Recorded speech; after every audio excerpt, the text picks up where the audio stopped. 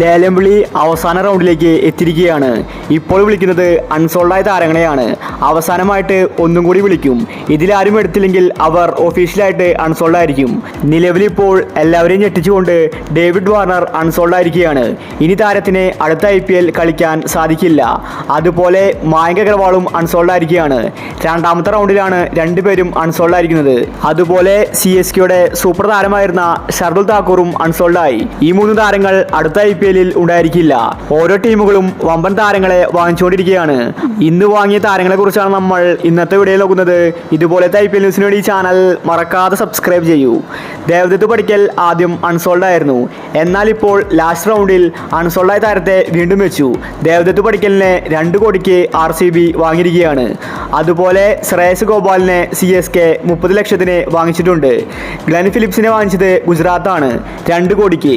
അതുപോലെ ആദ്യം അൺസോൾഡ് ആയ അജിങ്ക്യ രഹാനെയെ 1.5 കോടിക്ക് കൊൽക്കത്ത വാങ്ങിച്ചിട്ടുണ്ട്. ഒരുപാട് വമ്പൻ താരങ്ങൾ അൺസോൾഡ് ആയിരിക്കുകയാണ്. എന്തുകൊണ്ടാണ് IPL ടീമുകൾ ഇങ്ങനെ ചെയ്യുന്നതെന്ന് വ്യക്തമല്ല. ഇനി വില്യംസൺ, ഇശാന്ത് ശർമ്മ തുടങ്ങിയ താരങ്ങൾ വരാനുണ്ട്. അതുപോലെ സ്മിത്ത്, മൊയിൻ അലി തുടങ്ങിയ താരങ്ങളുമുണ്ട്. ടീമുകളുടെ കയ്യിൽ ഇനി ആകെ കൂടി 3-4 കോടി മാത്രമേ ബാക്കിയുള്ളൂ. അവർക്കിനി 5-6 താരങ്ങളെ വാങ്ങേണ്ടിയിരിക്കുന്നു. ഒരു സ്ക്വാഡിൽ 25 താരങ്ങൾ ഉണ്ടായിരിക്കണം. അതാണ് BCCയുടെ റൂള്.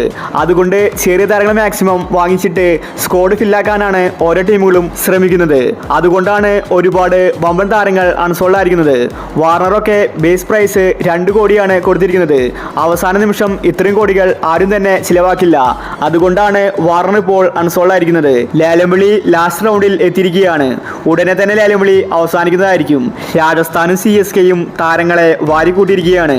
ലേലം വിളി മുഴുവനായിട്ടും കഴിഞ്ഞാൽ ഫുൾ ലിസ്റ്റ് നമ്മൾ ഈ ചാനലിൽ ഇടുന്നതായിരിക്കും. ഇതുപോലത്തെ IPL ന്യൂസിന് വേണ്ടി ഈ ചാനൽ മറക്കാതെ സബ്സ്ക്രൈബ് ചെയ്യൂ.